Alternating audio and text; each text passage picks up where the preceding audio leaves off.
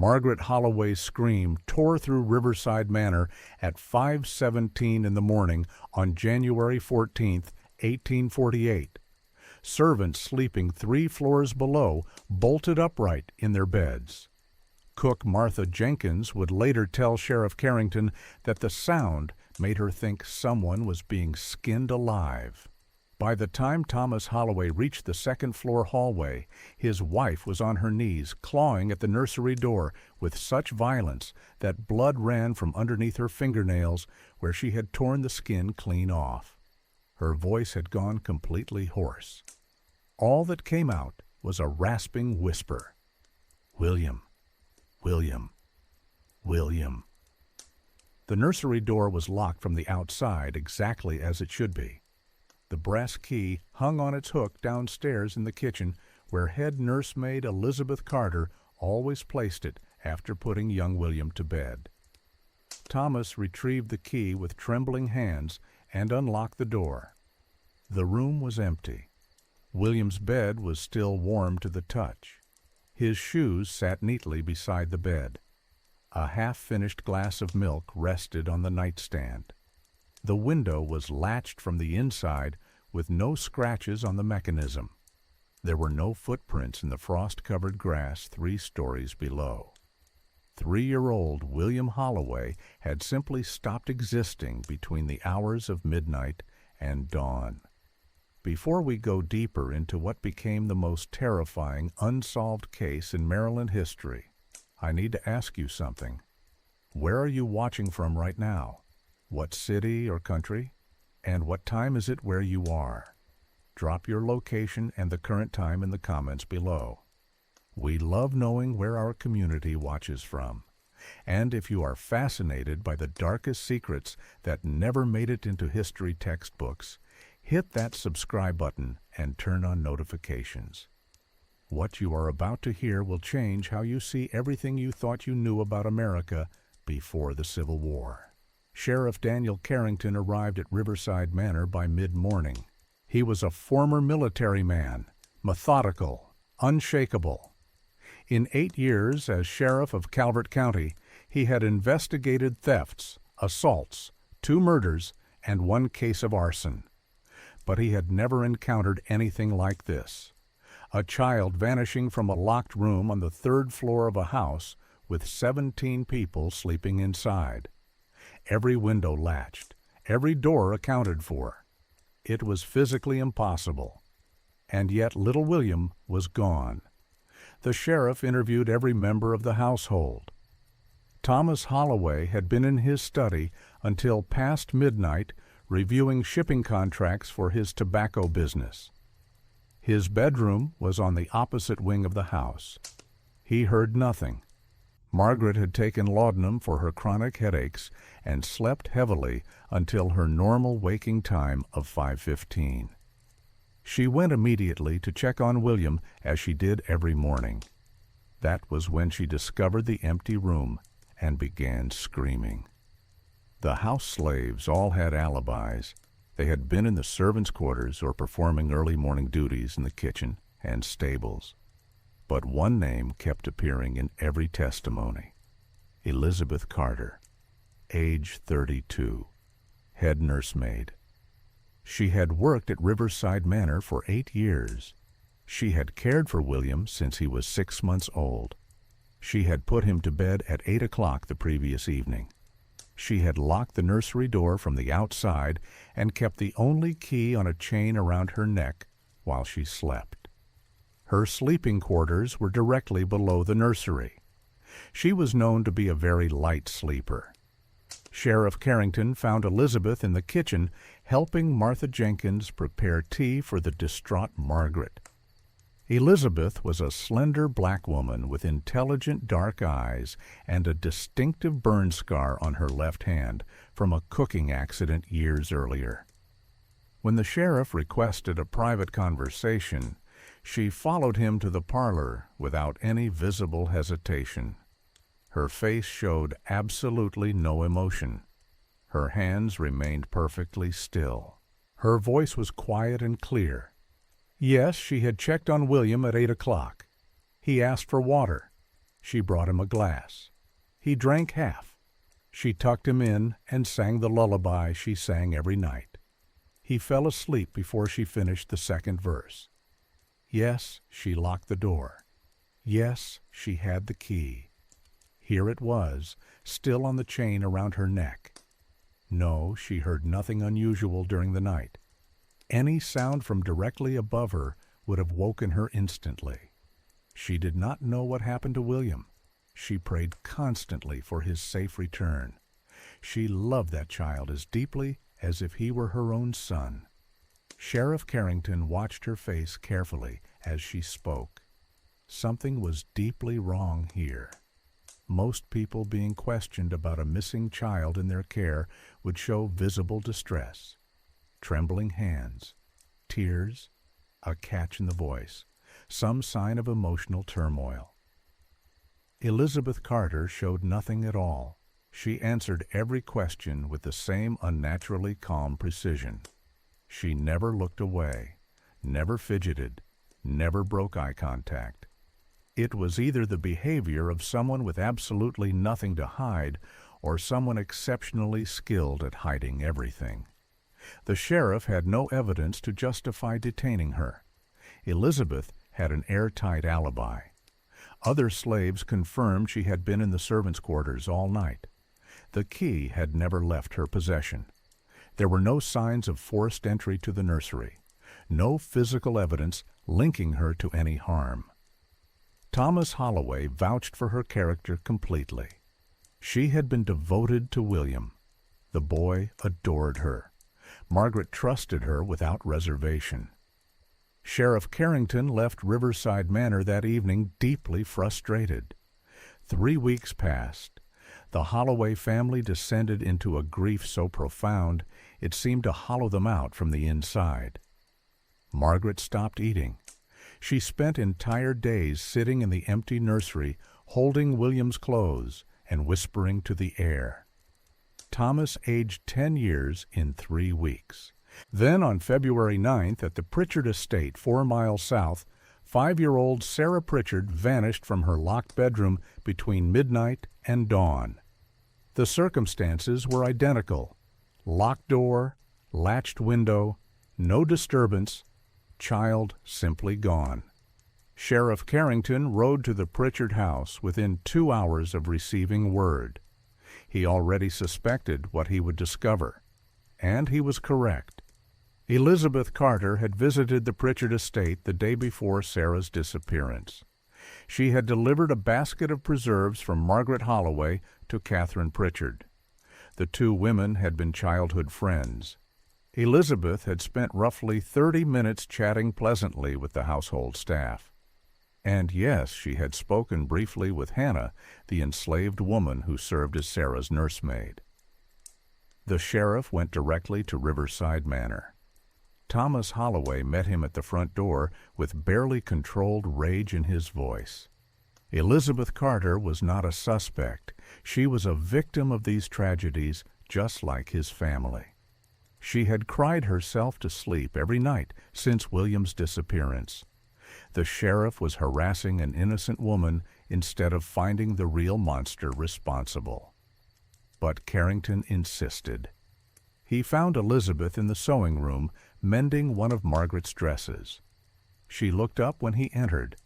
Her expression did not change. Elizabeth explained that she had delivered the preserves as requested by her mistress. Yes, she spoke with Hannah. They discussed the normal difficulties of caring for young children. Hannah mentioned that Sarah often woke crying in the night. Elizabeth suggested giving the child warm milk mixed with a tiny amount of honey before bed. It was a technique she had used successfully with William to help him sleep more soundly through the night. She did not know if Hannah had tried the suggestion. She left shortly after their conversation ended. Sheriff Carrington felt ice settle in his stomach. Warm milk with honey. To help the child sleep more soundly, so deeply that the child would not wake even if someone entered the room. So completely that no one would hear anything unusual during the night. He looked at Elizabeth's perfectly calm face and saw something flicker in her eyes for just a fraction of a second. It might have been satisfaction, or perhaps just a reflection of the lamplight. Then it vanished. Between February and May of 1848, 19 children vanished from wealthy plantation estates across Calvert County, all between the ages of 2 and 7, all from locked rooms during the night, all without leaving any trace whatsoever.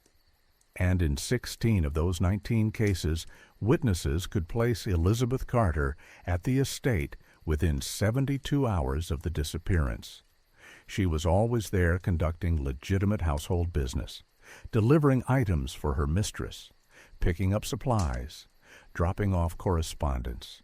She was always polite and unremarkable.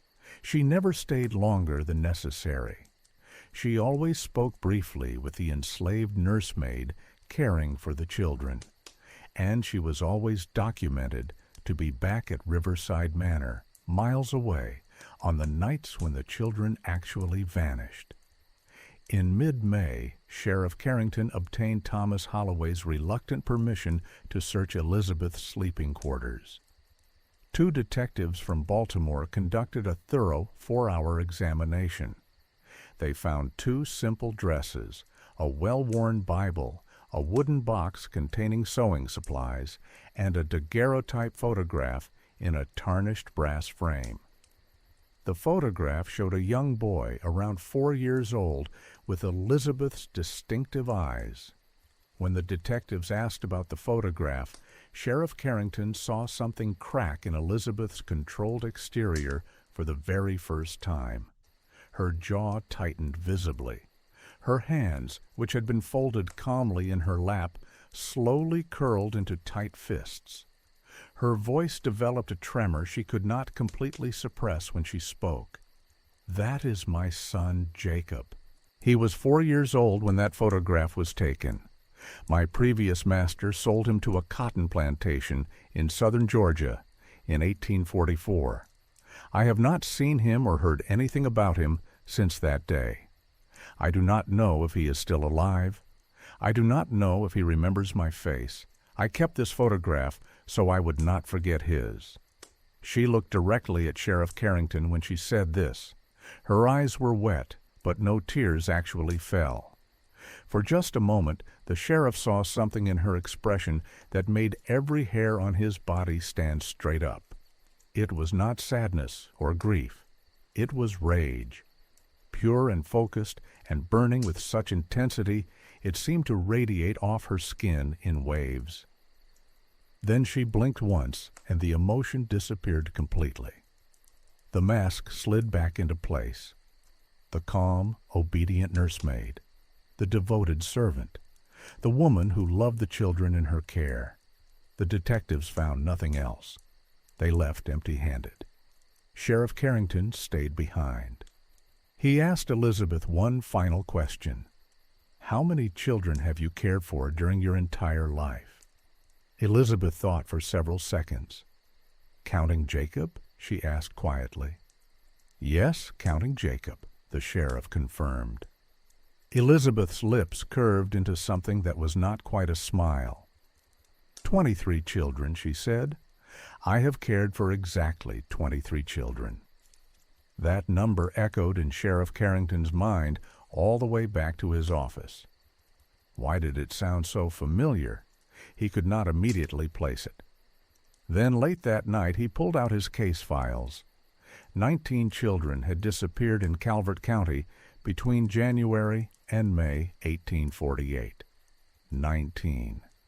He reviewed Elizabeth's employment history. She had worked on 3 different plantations before Thomas Holloway purchased her in 1840. The sheriff sent urgent telegrams to law enforcement in Charles County, Baltimore County, and Anne Arundel County requesting information about any unsolved child disappearances from estates where Elizabeth had been employed between 1835 and 1840. The responses arrived over the following week. 4 children had vanished without explanation from plantations where Elizabeth worked during those years. 4 children. 19 current disappearances plus 4 previous disappearances equals 23. Minus Jacob, her own son who was taken from her. 22 children stolen. 1 child lost. The mathematics were perfect. Too perfect to be coincidence. The disappearances stopped completely after May 23rd, when 7-year-old Thomas Fairfax vanished from his bedroom in Chesapeake Beach. Summer passed, then autumn. Parents across Calvert County began to believe the nightmare had finally ended. Sheriff Carrington knew better. Elizabeth had not stopped her work. She had simply paused. She was waiting for attention to fade, waiting for surveillance to relax, waiting for the perfect opportunity to resume. Then in January 1849, a letter arrived at the sheriff's office from Reverend Josiah Brennan, a Quaker minister who operated a school for freed blacks in Baltimore. The letter described a statement from a freed black woman named Mary Hopkins, who worked as a laundress. In late April 1848, Mary had been at the Baltimore docks unloading linens when she witnessed something that troubled her deeply. A black woman was hurrying 3 small white children onto a boat heading up the Chesapeake Bay. The children looked wrong somehow. Their skin appeared darkened with something like walnut stain. They seemed terrified. The woman gripped one child's arm hard enough to leave visible marks. Mary saw a distinctive burn scar on the woman's left hand. Mary had been afraid to report the incident at the time. Getting involved in white people's business was extremely dangerous for freed blacks. But months later, when she heard about the missing children in Calvert County, the guilt became unbearable. Sheriff Carrington rode to Baltimore the same day he received Reverend Brennan's letter. He interviewed Mary for 6 hours. She described the woman in precise detail. When shown a sketch based on descriptions of Elizabeth Carter, Mary identified her without any hesitation whatsoever. "That is absolutely the woman I saw at the docks. I am certain of it. I will never forget that scar." Sheriff Carrington now understood the mechanism. Elizabeth was using her legitimate visits to neighboring plantations to scout the houses and subtly manipulate the enslaved nursemaids. She would suggest small helpful changes to bedtime routines. Warm milk to help children sleep more soundly. Unlock doors so nursemaids could hear if a child woke in distress. Sleeping quarters moved slightly farther away to ensure proper rest. Each suggestion seemed perfectly reasonable, but each one created a vulnerability in household security that could be exploited later. Then, on the nights of the actual abductions, accomplices would retrieve the drugged sleeping children and transport them by boat to Baltimore, while Elizabeth remained visibly present at Riverside Manor with multiple witnesses to confirm her alibi. But the sheriff still could not prove any of it. He could not arrest Elizabeth without catching her in the actual act. And Thomas Holloway absolutely refused to permit surveillance of his property or his slaves. Carrington was trapped. He knew exactly who was responsible. He understood how it was being done, but he had no hard evidence that would hold up in any court. Then, on March 12, 1849, a tobacco farmer named Robert Sinclair was traveling back to his plantation in St. Mary's County after business in Baltimore. He took a shortcut through wooded land near the Patuxent River in late afternoon. Through the trees ahead, he saw a black woman walking very quickly, with 2 small white children struggling to keep pace. One child was crying. The woman kept looking over her shoulder as if watching for pursuit. Sinclair dismounted and followed them quietly on foot. The woman led the children to a clearing where a covered wagon waited, with a black man in the driver's seat. She lifted both children into the back and covered them completely with a heavy tarp. That was when Sinclair got a clear view of her face and the distinctive burn scar on her left hand as she gripped the wagon rail to pull herself up. The wagon immediately headed north toward Baltimore at high speed. Sinclair rode hard to the sheriff's station in Leonardtown and gave a detailed statement.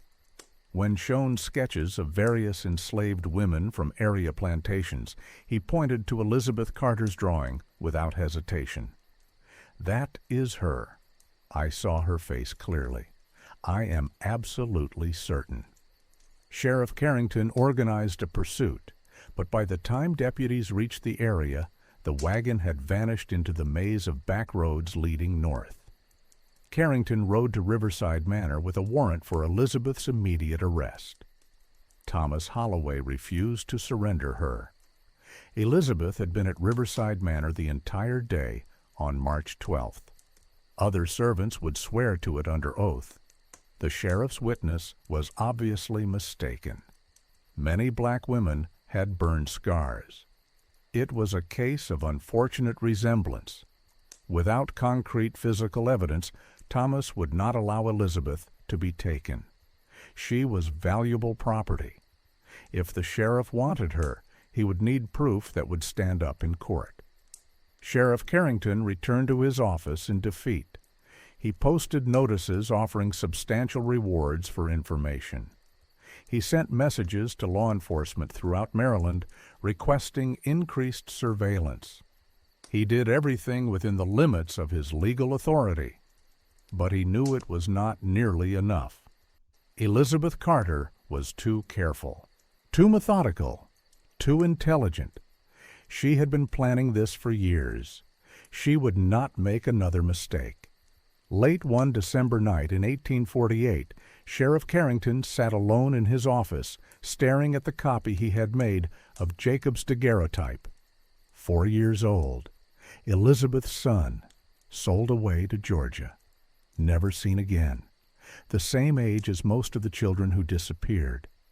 The sheriff understood with terrible crystal clarity what this was truly about. This was not about money or escape or random violence. This was revenge. Cold, calculated, methodical revenge. Elizabeth Carter was taking from wealthy white families the one thing they valued above all else, their children, just as her own child had been ripped away from her. She was inflicting on them the exact same grief that had been inflicted on her. And she was doing it with such precision and intelligence that it made the sheriff's hands shake. He wrote a final comprehensive report documenting everything: the pattern, the witnesses, the evidence, the theory. He sealed it and marked it for the federal marshal in Washington. Then he locked his office and walked home through the freezing December darkness. Somewhere out there, Elizabeth Carter was still moving through the world, still wearing her mask of the devoted nursemaid, still planning, still waiting. And 19 children had vanished into the night as completely as if they had never existed at all. August 17, 1844, Charles County, Maryland. Elizabeth Carter stood perfectly still in the kitchen doorway, watching her 4-year-old son, Jacob, play with a wooden horse on the floor. He made soft clip-clop sounds with his mouth as he moved the toy across the worn floorboards. The morning sun came through the window and lit up his face. He had her eyes. Everyone said so. He looked up at her and smiled.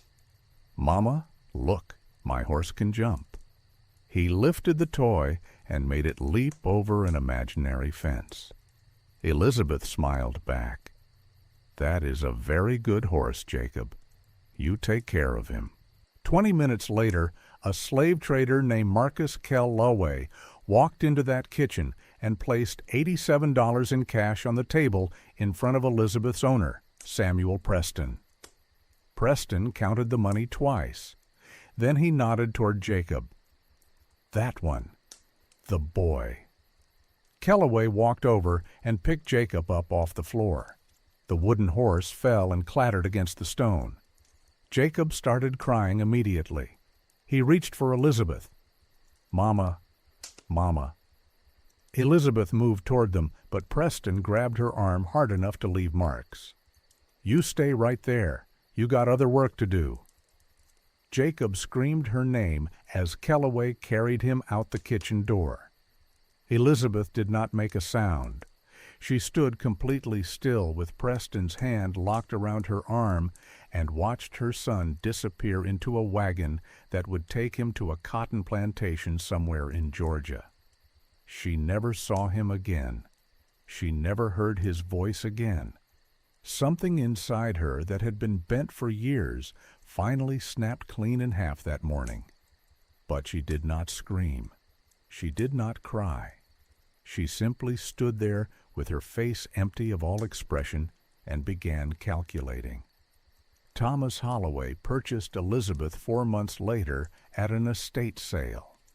Preston had fallen into debt and was selling off his property. Elizabeth went for $140. Holloway needed a nursemaid for his household. Elizabeth had excellent references. She could read and write. She was intelligent and obedient. She never caused trouble. Holloway considered it a wise investment. He had no idea what he was bringing into his home. For the next 4 years, Elizabeth worked at Riverside Manor and watched Margaret Holloway dote on her infant son William with a love so complete it seemed to fill every room in the house. Elizabeth fed William, bathed him, dressed him, sang to him, held him when he cried. And every single day she thought about Jacob. Every time she looked at William's face, she saw her son's eyes looking back at her. Every time Margaret kissed William goodnight, Elizabeth remembered the feeling of Jacob's small arms around her neck. The rage grew inside her like a living thing, but she never let it show. She smiled. She was efficient. She was devoted. Everyone trusted her completely. In early 1847, Elizabeth began traveling between plantations on errands for Margaret Holloway, delivering preserves, picking up dress fabric, dropping off correspondence between wealthy women who had been friends since childhood. These errands gave Elizabeth access to dozens of estates across Calvert County, and at every estate there were enslaved women working as nursemaids, caring for white children who would never be taken from their mothers. Elizabeth began making mental notes: which houses had poor security, which nursemaids were overworked and desperate for advice, which children slept in rooms that could be accessed quietly. She was not planning random kidnappings. She was designing a system. The first person Elizabeth recruited into her network was a woman named Hannah Pritchard, 26 years old, nursemaid to 5-year-old Sarah Pritchard. Elizabeth met Hannah in February 1848 during one of her errands. They spoke in the kitchen while Elizabeth delivered a basket of preserves. Hannah looked exhausted, dark circles under her eyes, hands that trembled slightly when she poured tea. Elizabeth asked gentle questions. "How is the child? Does she sleep well?" Hannah admitted that Sarah woke crying almost every night. It was wearing her down. She got so little rest. Elizabeth leaned forward and spoke quietly. "I had that same problem with the Holloway boy when he was younger. I found something that helped. You give the child warm milk with just the smallest amount of honey and a few drops of valerian root extract about 30 minutes before bed. Not enough to harm her, just enough to help her sleep deeply through the night." Hannah's eyes lit up with desperate hope. "Where do you get valerian root?" Elizabeth smiled. "I can bring you some next time I visit. It is the least I can do for a sister trying to care for a difficult child." 3 weeks later, Elizabeth returned with a small bottle of dark liquid. Valerian root extract mixed with a carefully measured dose of laudanum. Just a few drops in warm milk would put a child into such deep sleep that they would not wake even if someone lifted them from their bed and carried them out of the house. Hannah was grateful beyond words. Elizabeth told her exactly how much to use. Not too much. You do not want to hurt the child. Just enough for peaceful sleep. Hannah followed the instructions precisely. 3 nights later, Sarah Pritchard was gone. Hannah was questioned extensively by Sheriff Carrington. She was terrified. She told him everything about the Valerian route and the helpful advice from the kind nursemaid at Riverside Manor. But when the sheriff investigated, Elizabeth had a perfect explanation. She had suggested valerian root, a common herb used by many mothers to calm restless children. She had no idea Hannah had obtained laudanum from somewhere else and mixed it incorrectly. That was not Elizabeth's fault. Hannah had misunderstood the instructions. Tragic, but not criminal. The sheriff could prove nothing.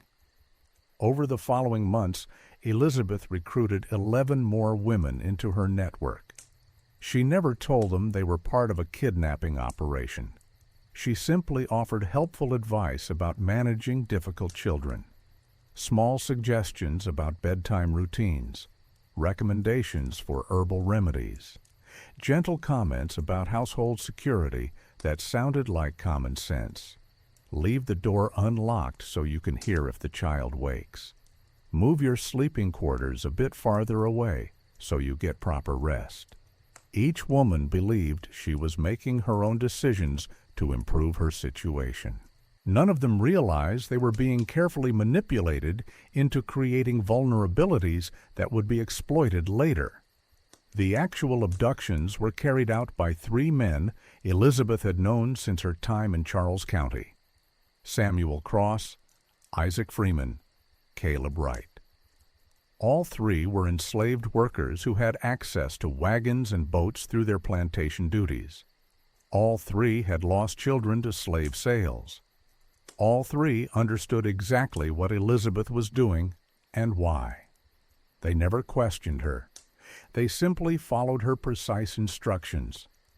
The system worked like this. Elizabeth would visit an estate and identify a target child. She would spend 30 minutes manipulating the nursemaid into changing her routines. Then she would return to Riverside Manor and maintain her normal duties for at least 48 hours, while multiple witnesses observed her presence. During that time, she would send a coded message to one of her 3 accomplices. The message would be hidden inside a completely innocent item: a basket of mending that needed to be picked up, a package of seeds for the garden. The code was simple. The number of items in the basket indicated which estate. The type of fabric or seeds indicated which room. The color indicated which night. On the designated night, the accomplice would arrive at the target estate between midnight and 3 in the morning. They would enter through whatever vulnerability Elizabeth had created: an unlocked window, a door with a broken latch that the nursemaid had been convinced was not important. They would find the child deep in drugged sleep from the tainted milk and carry them out without waking anyone. The child would be taken to a safe house in Baltimore. There, other freed blacks who sympathized with Elizabeth's mission would use walnut stain to darken the child's skin. They would dress the child in slave clothing. They would give the child a new name, a shadow name. William Holloway became Samuel Freeman. Sarah Pritchard became Mary Washington. Each child was transformed from a valuable piece of white property into something that could move through Maryland invisible and unremarked. The children would then be transported north using the same routes and safe houses of the Underground Railroad that helped escaped slaves reach freedom. But Elizabeth was running the system in reverse. Instead of taking black people north to freedom, she was taking white children north to ensure they would never be found. Quaker families in Pennsylvania and New York who had spent decades helping escaped slaves were told these were mixed-race children fleeing abuse. The Quakers asked no questions. They took the children in and gave them new lives. By the time the children were old enough to remember their real identities, they had been living as someone else for so long that the memories felt like dreams. Elizabeth kept detailed records of everything. She had a small notebook hidden inside a hollowed-out section of her Bible. Each page contained coded entries, dates, locations, shadow names. She documented every child taken, every successful transfer, every safe house used. It was methodical, precise, the work of someone who understood that revenge required patience and planning. She was not stealing children on impulse. She was systematically dismantling the lives of wealthy white families, one child at a time, making them feel the exact same grief she felt every single day when she thought about Jacob. In October 1848, Sheriff Carrington came dangerously close to catching Elizabeth in the act.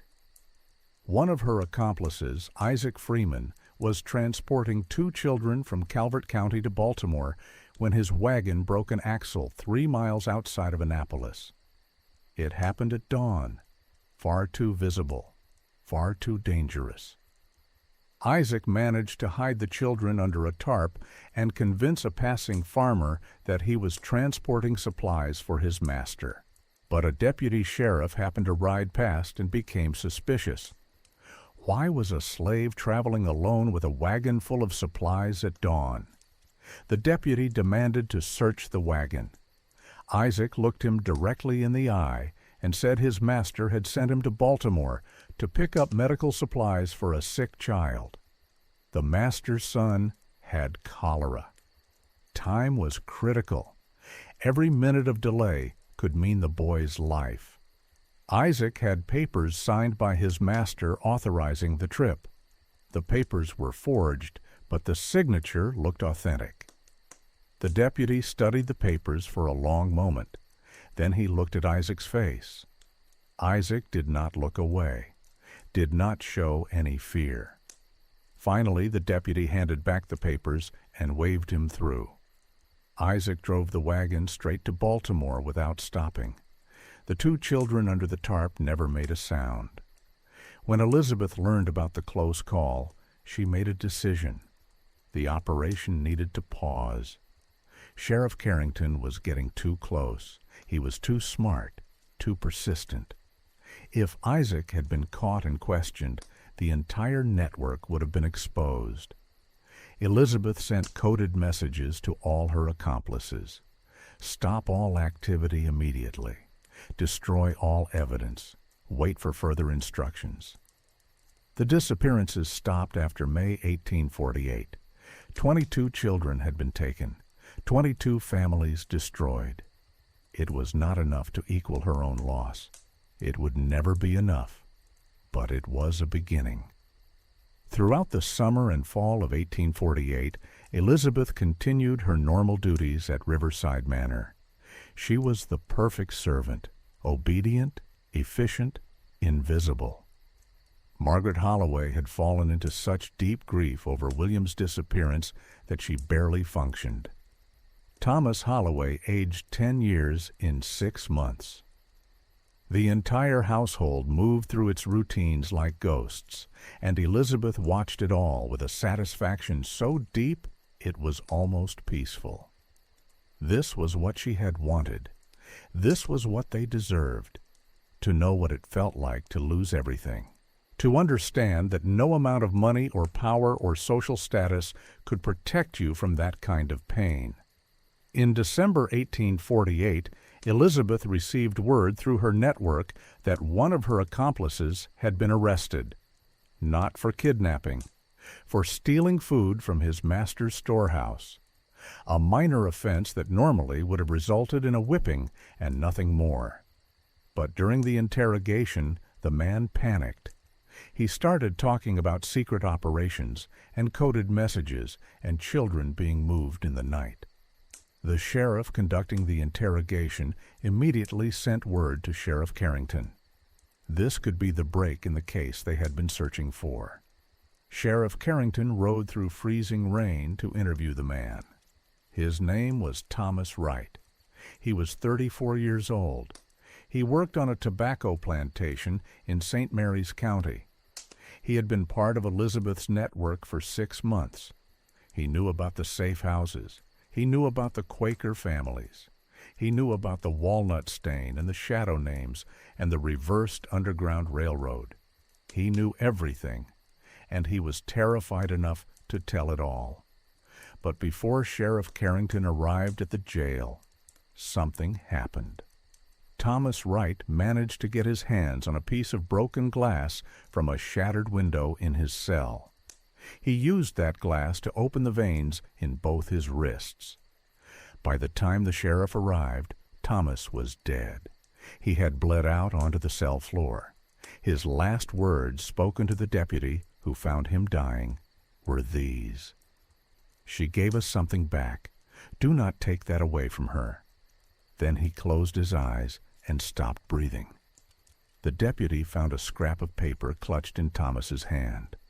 On it was written a single sentence in careful handwriting: 22 lights in the darkness. Sheriff Carrington stared at that paper for a long time. 22 lights, 22 children.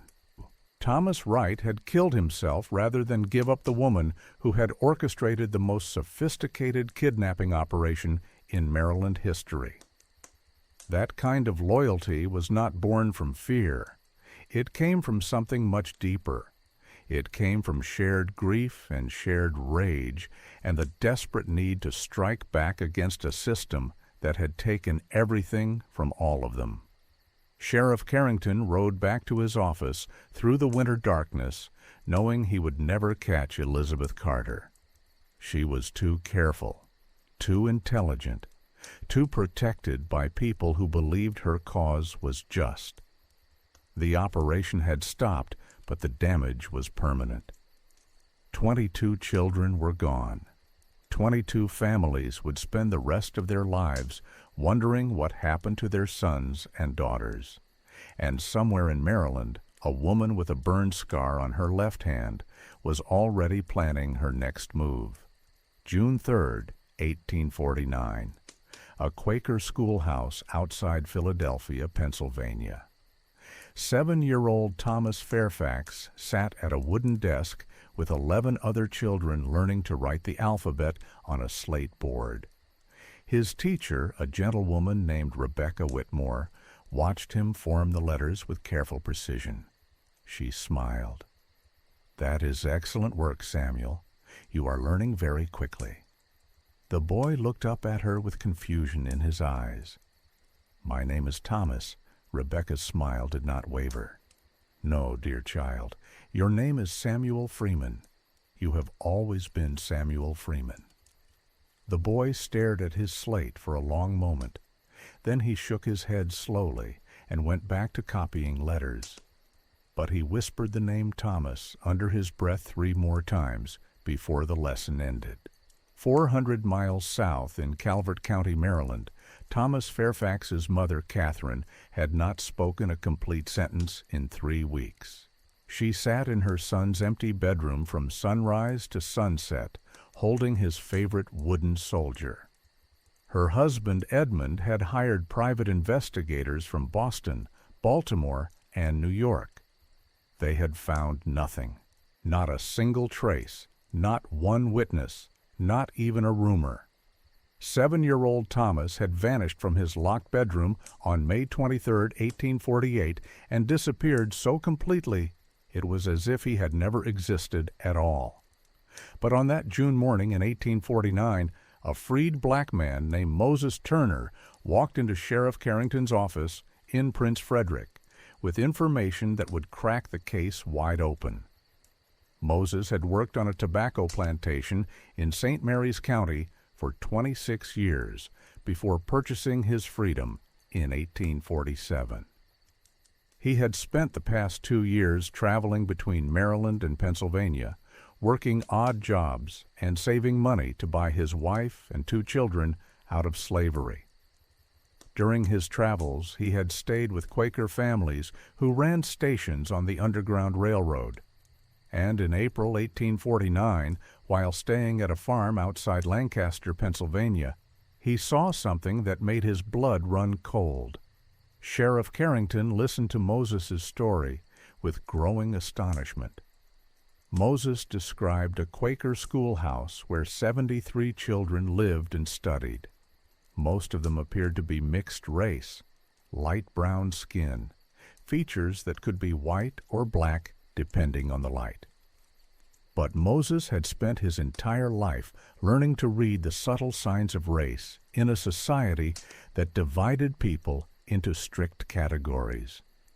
And something about these children looked wrong to him. Their skin tone was not natural. It looked stained, artificial, like someone had darkened white skin with walnut dye. Moses had seen plantation owners use that exact technique to disguise valuable light-skinned slaves when transporting them through free states. Moses did not say anything to the Quakers at the time, but when he returned to Maryland a month later and heard about the 22 missing children from wealthy families, the pieces fell into horrifying place. He went directly to Sheriff Carrington with his information. The sheriff questioned Moses for 6 hours.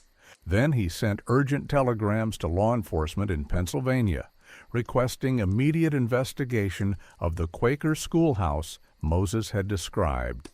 On June 17, 1849, a federal marshal named James Whitaker arrived at the Friends School for Freed Children outside Lancaster with a court order authorizing examination of all students and records. The schoolmaster, a Quaker elder named Josiah Brennan, cooperated fully. He had nothing to hide. These were freed children from Maryland. Some were offspring of mixed unions. Others were former slaves who had escaped north with assistance from the Underground Railroad. All had proper documentation, certificates of freedom, letters from former owners releasing them from bondage. Everything was in order.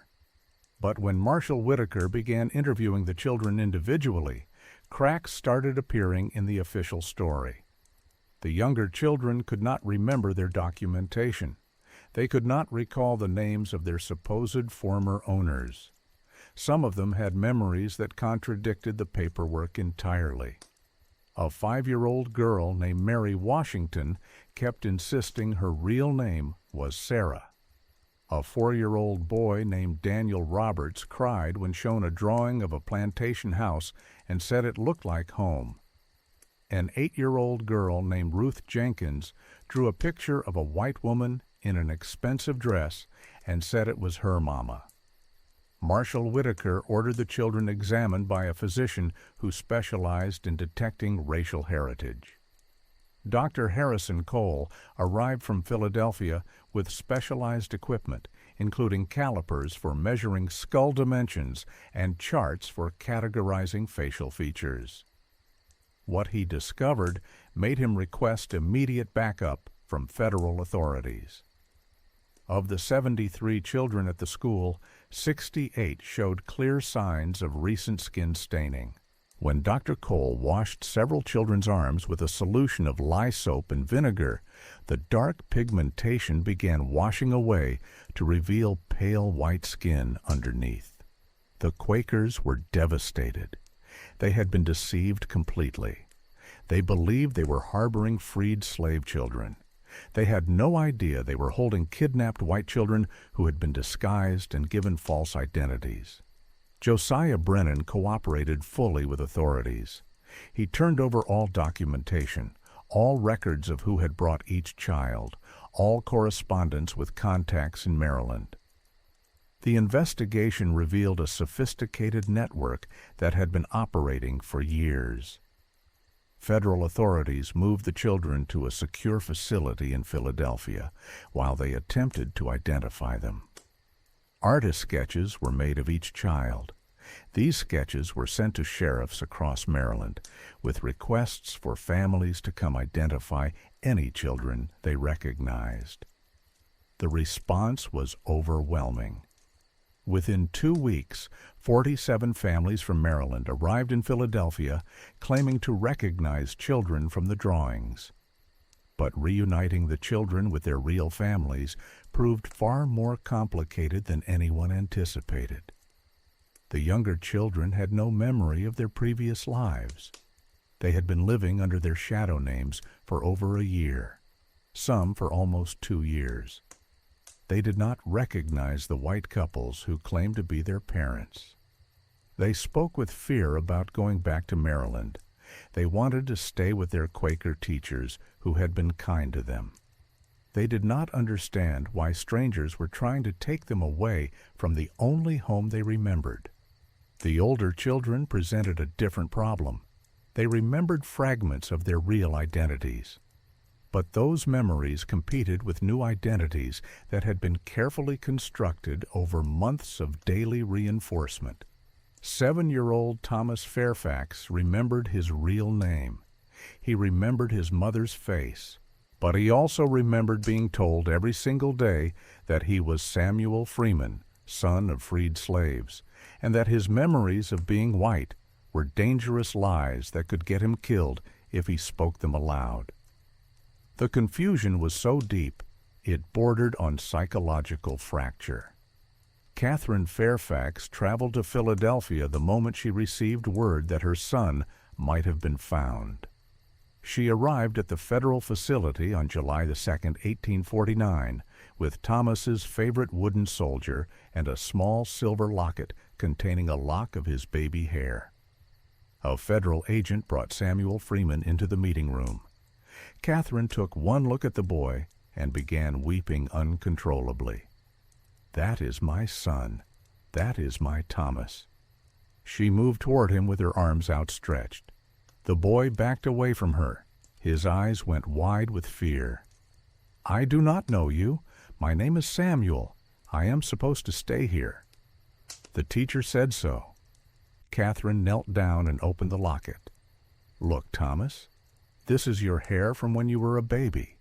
You used to sleep with this wooden soldier every night. Do you remember?" She held out the toy.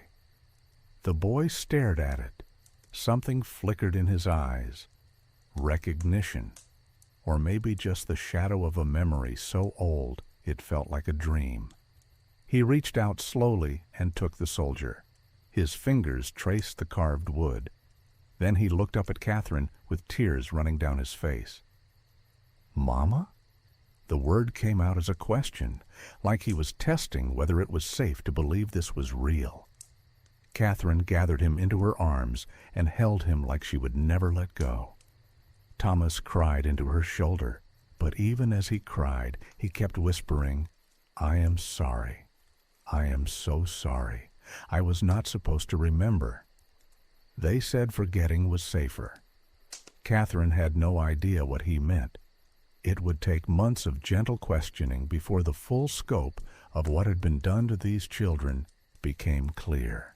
The Quaker families who had taken in the children were not part of the conspiracy.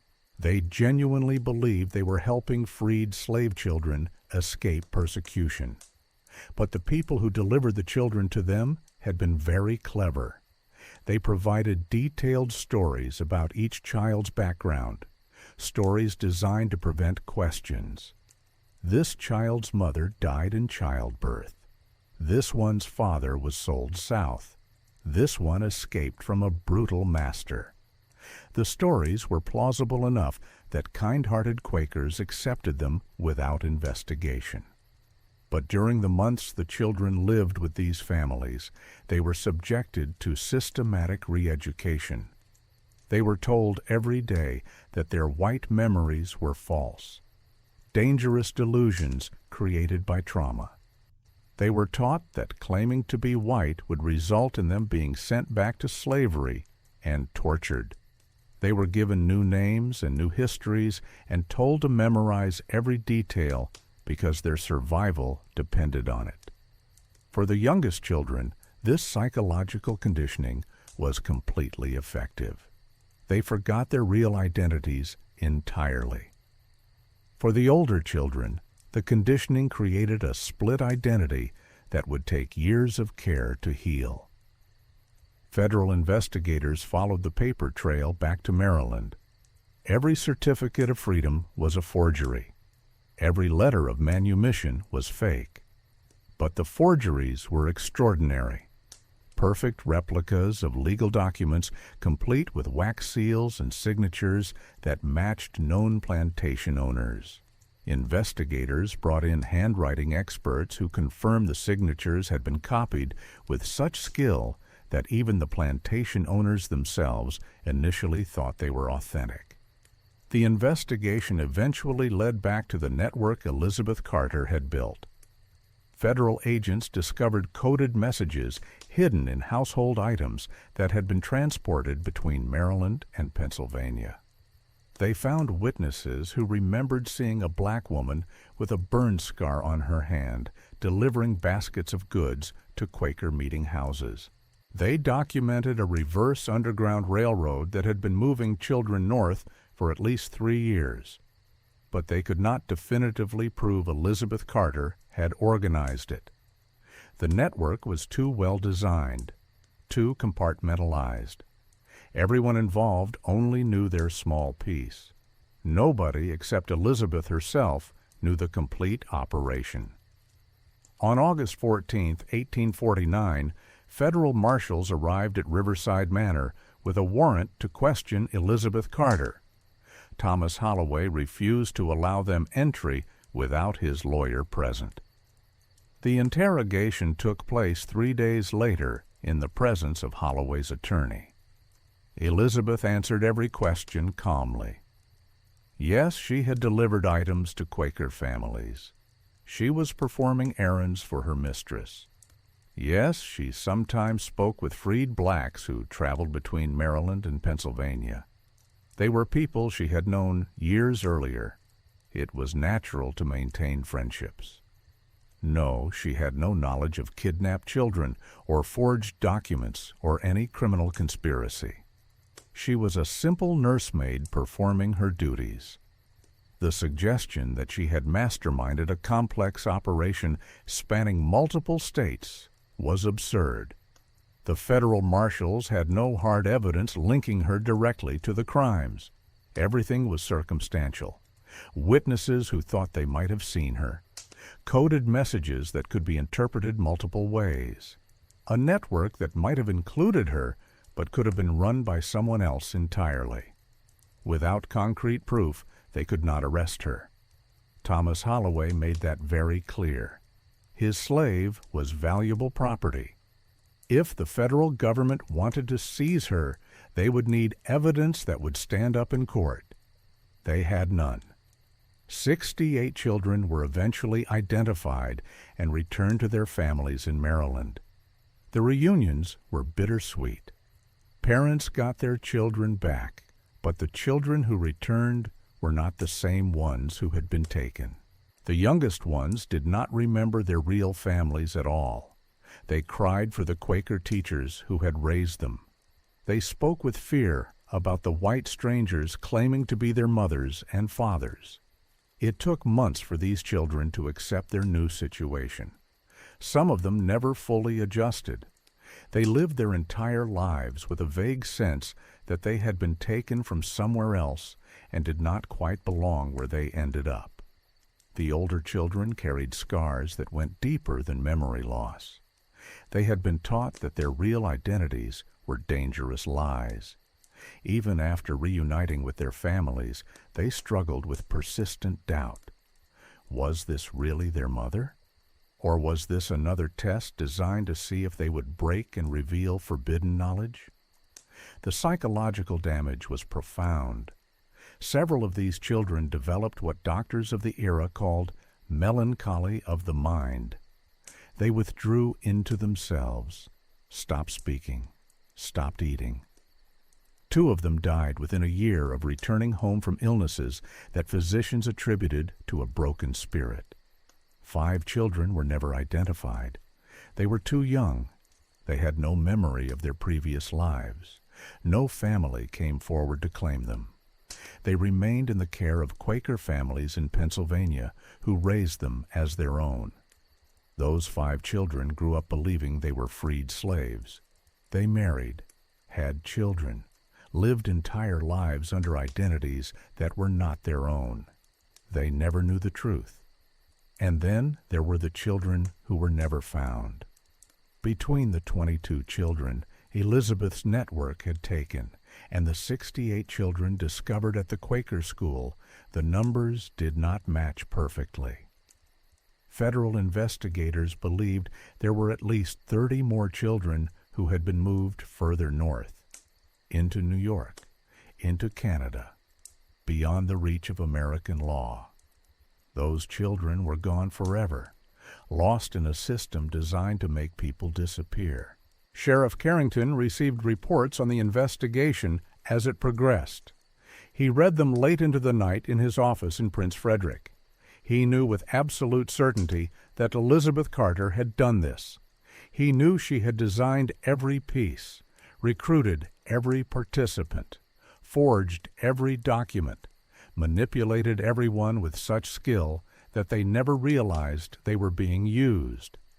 But knowing something and proving it in court were 2 completely different things. And without proof, Elizabeth would continue working as a nursemaid at Riverside Manor. Invisible, untouchable, waiting. On September 12, 1849, Catherine Fairfax brought Thomas home to Calvert County. He had gained back some of the weight he lost during his year away. He smiled occasionally. He slept in his own bed with the wooden soldier tucked under his pillow. But he woke screaming almost every night. Nightmares about being taken again, about forgetting his name, about failing a test and being punished for remembering things he was supposed to forget. Catherine held him through those nightmares and whispered over and over that he was safe now, that no one would take him away again, that he could remember everything and it was all right. But she knew the truth. Her son had been stolen and returned. But something essential had been taken from him that could never be given back. The absolute certainty that he was who he believed himself to be. That trust had been shattered, and all the love in the world could not make him whole again. February 13th, 1850.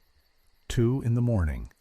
Elizabeth Carter stood in the center of her small room at Riverside Manor, holding the daguerreotype of Jacob in her left hand.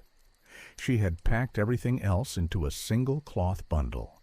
2 dresses, the hollow Bible containing her coded notebook, a small pouch with $73 she had saved over 10 years. She looked at Jacob's face in the moonlight coming through the window. He would be 10 years old now, if he was still alive. She pressed her lips to the glass protecting his image. Then she wrapped the photograph carefully in cloth and placed it at the very bottom of her bundle, where it would be safe. Elizabeth walked to the door of her quarters and stopped. She turned and looked back at the empty room one final time. She had lived here for 10 years. This was where she had planned everything, where she had written coded messages in her notebook late at night by candlelight, where she had perfected her forgery skills, copying signatures over and over until they were flawless, where she had lain awake thinking about the 22 children and wondering if what she was doing was justice or just another kind of evil. She still did not know the answer, but it was too late to change course now. She opened the door and stepped into the hallway. The house was completely silent. Elizabeth moved through the darkness like a ghost. She knew every creaking floorboard, every loose hinge, every spot where moonlight came through a window, creating shadows that could betray movement. She had studied this house for a decade. She reached the kitchen and paused at the doorway. This was where she had stood on that August morning in 1844 and watched Jacob being carried away by Marcus Kellaway. She could still see the exact spot where the wooden horse had fallen and clattered against the stone floor. She closed her eyes and heard Jacob's voice one more time calling for her. "Mama! Mama!" Then she opened her eyes and walked out the back door into the winter night. By sunrise, she was gone. Thomas Holloway discovered her absence at 6 in the morning when he entered the empty kitchen. He stood there staring at the cold stove for a long moment. Then he walked to Elizabeth's quarters and pushed open the door. The room was stripped completely bare. Not a single possession remained, just an empty bed and 4 walls. Holloway felt something cold settle in his chest. She had escaped. The woman who had destroyed his son's mind had simply walked away in the middle of the night. He sent word to Sheriff Carrington immediately. Carrington arrived at Riverside Manor by noon with a federal marshal. They questioned every slave on the property. Nobody claimed to know anything about Elizabeth's departure. But the sheriff noticed something when he looked into their eyes. It was not fear. It was not confusion. It was satisfaction. Like they knew exactly where she was, and they would die before telling him. One of the older field workers, a man named Samuel, who had been at Riverside Manor for 30 years, looked directly at Sheriff Carrington and said something that made the sheriff's blood run cold. "You will never find her. She is protected by people who understand what was taken from her. We all do." Then Samuel turned and walked away before Carrington could question him further. Federal authorities issued warrants across Maryland, Pennsylvania, New York, and Canada. Artist sketches showing Elizabeth's burn scar were distributed to every port and sheriff's office from Baltimore to Montreal. A $500 reward was posted. But weeks passed with no credible sightings. Then in March 1850, a letter arrived at Sheriff Carrington's office, postmarked from Montreal. The handwriting was careful and precise. The sheriff recognized it immediately from the forged documents he had examined during the investigation. The letter read, "They took my son from me when he was 4 years old. I never saw him again. I never held him again. I never heard his voice say my name again. For 4 years I woke every morning wondering if he was alive or dead, if he was being beaten, if he was starving, if he remembered my face. I had no power to find him, no money to buy him back, no legal right to demand his return. I was property. He was property. Property has no rights. So I made a different choice. If I could not have my child, they could not have theirs. If I had to carry that grief every single day, so would they. I am not sorry. I would do it again, every time. Tell the families their children are alive and safe. Tell them the children are with people who will never sell them, or beat them, or rip them away from the ones they love. Tell them their children are free now, truly free. That is more than they ever gave my son, a mother." Sheriff Carrington read the letter 20 times. Then he locked it in a file marked Unsolved Cases. He knew he would never catch Elizabeth Carter. She had disappeared into a network that would protect her absolutely. And deep in a place he would never admit out loud, he understood why she had done it. Understanding did not equal forgiveness, but it made his hatred more complicated. The children who were returned to their families in 1849 carried damage that never fully healed. Thomas Holloway's son William came back in September of that year, but the boy who returned was not the same cheerful 3-year-old who had vanished. William flinched when touched. He refused to sleep in his old nursery. He woke screaming from nightmares every night. Margaret tried everything, new toys, special foods, constant reassurance that he was safe now. Nothing worked.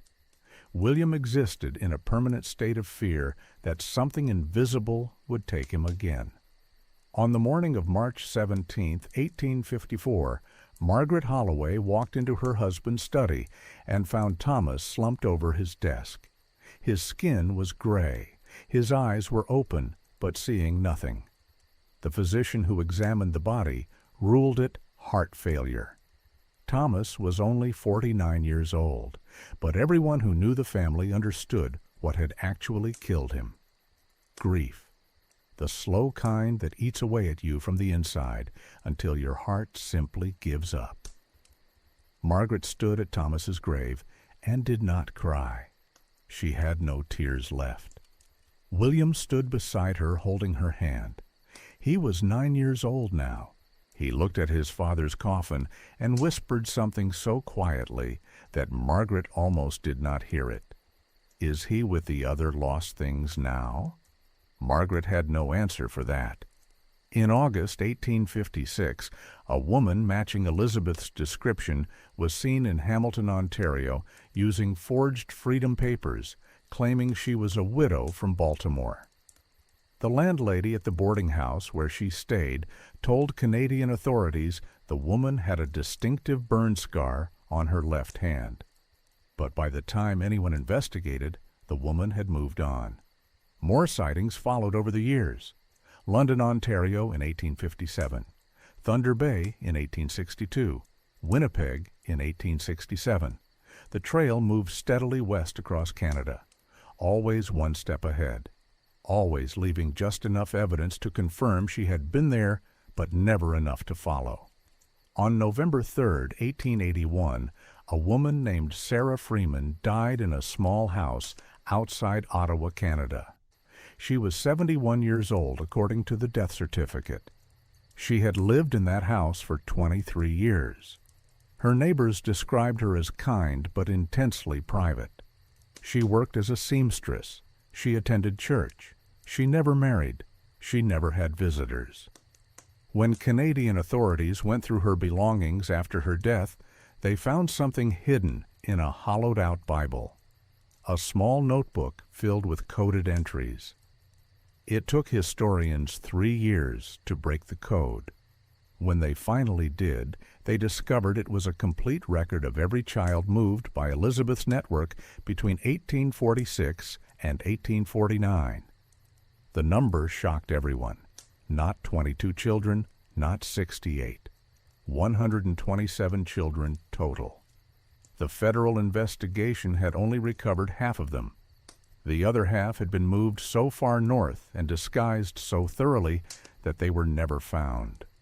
Those children lived entire lives under false identities. They married, had families, died never knowing their real names. But there was one more entry in the notebook that made historians stop breathing when they read it. It was dated February 11th, 1850. It was not coded. I leave Maryland tonight. I will never return. Let the record show I took 127 children from families who believed their wealth made them untouchable. I gave those children new lives where they would never be sold or separated from people who loved them. I did this because my son Jacob was taken from me and I had no power to stop it. I did this because the law protected property, not mothers. I did this because grief cannot live in only one heart when thousands of mothers have their children stolen every year. Let them feel what I felt. Let them wonder if their children are alive. Let them carry that weight forever. It will never equal what they took from me. But it is something. If there is a God and He judges me, I will tell Him I made my choice, and I would make it again. Elizabeth Carter, February 1850. The handwriting matched the letter Sheriff Carrington had received 31 years earlier. Canadian authorities closed the case in 1883, concluding that Sarah Freeman was almost certainly Elizabeth Carter. But there was no way to prove it absolutely. No photograph existed. No confession from neighbors. Just circumstantial evidence pointing in one direction. In 1872, a Quaker schoolteacher named Rebecca Whitmore published a memoir titled The Children Who Forgot. She described the psychological damage inflicted on the kidnapped children with heartbreaking detail. But she also wrote something that shocked many readers. She wrote that she understood why Elizabeth had done it. Not agreed, but understood. If someone took my child and I had no legal way to get that child back, how far would I go? What lines would I cross? I pray I never have to answer that question. But I understand why Elizabeth Carter answered it the way she did. The book was banned in Maryland, but it sold thousands of copies in the North. One chapter described something Rebecca had discovered while researching the children who had passed through her school. Between 1850 and 1870, at least 17 children in Quaker communities across Ontario had been given the name Jacob Freeman. Jacob Freeman, the same name as Elizabeth's son. Rebecca theorized that Elizabeth had been tracking down children who resembled Jacob and ensuring they carried his name forward, creating dozens of Jacob Freemans, keeping her son alive in the world even though the real Jacob was lost forever. In April 1923, a man named Jacob Freeman walked into a historical society in Toronto. He was 78 years old.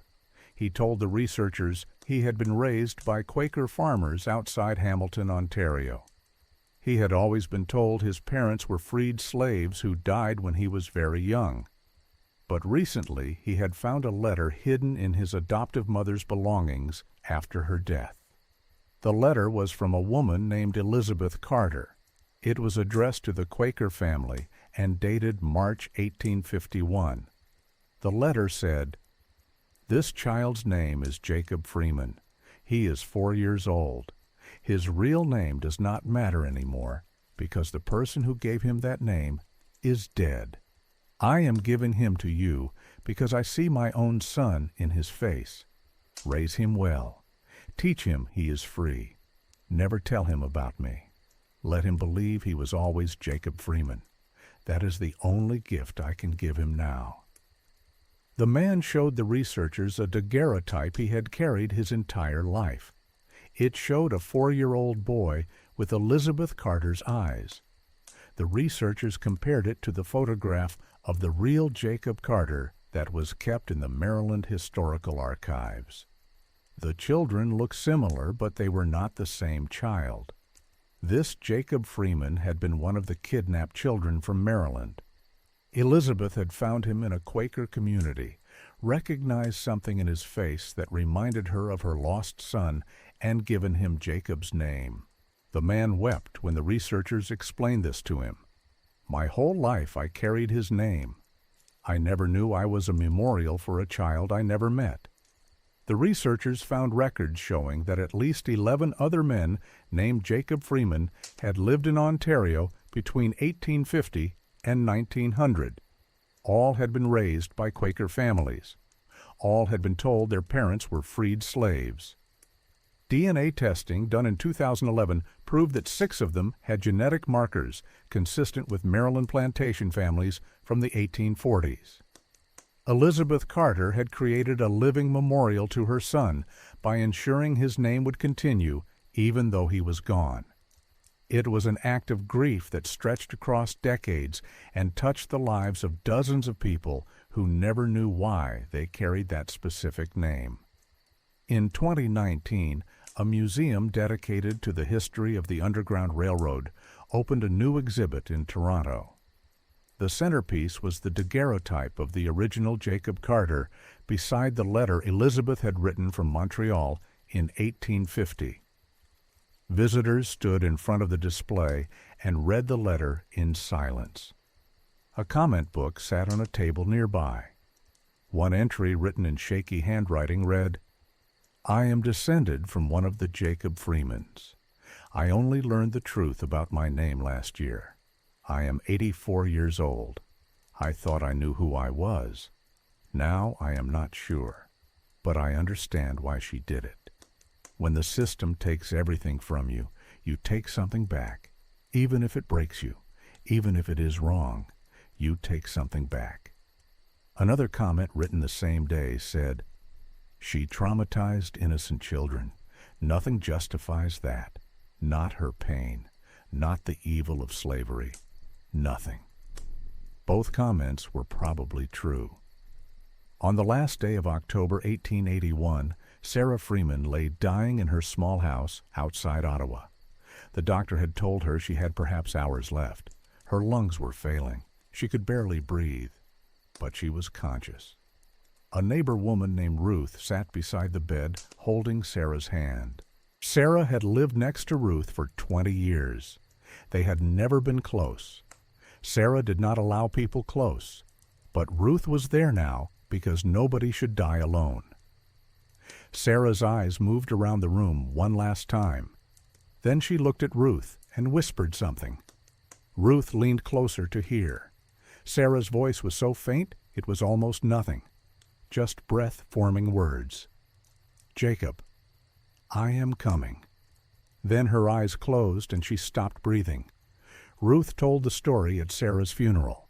She did not know who Jacob was. She assumed it was a husband or brother who had died years earlier. The handful of people who attended the funeral nodded politely. None of them knew who Sarah Freeman really was. They knew her as a quiet seamstress who kept to herself. They did not know about the 127 children. They did not know about the network. They did not know about the grief that had transformed into methodical revenge. Sarah Freeman was buried in a small cemetery outside Ottawa under a simple headstone that read, "Sarah Freeman, 1810 to 1881, gone home." No one knows if Elizabeth Carter ever found peace, but her last word was her son's name. Perhaps that is the only answer that matters. Today, if someone searches genealogy records in Ontario, they will find dozens of people descended from men named Jacob Freeman who were born between 1846 and 1851. DNA testing proves many of them carry genetic markers from Maryland plantation families. They are the children of the children Elizabeth took. They exist because one woman decided that if the system would not give her justice, she would create her own. Whether that makes her a monster or a mother is a question history cannot answer. Both are true. Both will always be true. And 127 children lived lives they were never supposed to live because Elizabeth Carter refused to accept that her grief was the price of someone else's profit. The legacy of that choice echoes forward into the present. It always will.